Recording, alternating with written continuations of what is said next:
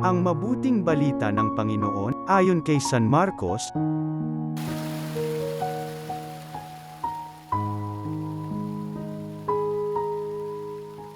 noong panahong yun, mula sa sinagoga, si Jesus ay nagtuloy sa bahay nina Simon at Andres. Kasama niya sina Santiago at Juan. Nararatay noon ang biyena ni Simon Pedro, dahil sa matinding lagnat, at ito'y agad nilang sinabi kay Jesus. Nilapitan ni Jesus ang babae, hinawakan sa kamay at ibinangon. Noon di inibsan nito ng lagnat at naglingkod sa kanila.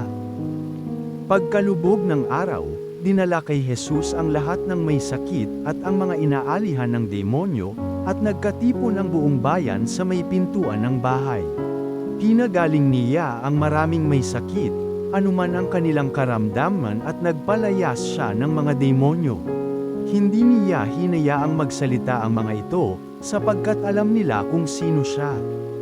Madaling araw pa'y bumangon na si Jesus at nagtungo sa ilang napuok at nanalangin. Hinanap siya ni Simon at kanyang mga kasama. Nang siya ay matagpuan, sinabi nila, "Hinahanap po kayo ng lahat."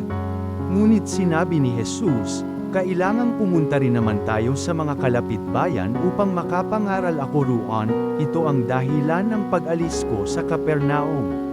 At nilibot niya ang buong Galilea, na nanggangaral sa mga sinagoga at nagpapalayas ng mga demonyo. Ang mabuting balita ng Panginoon.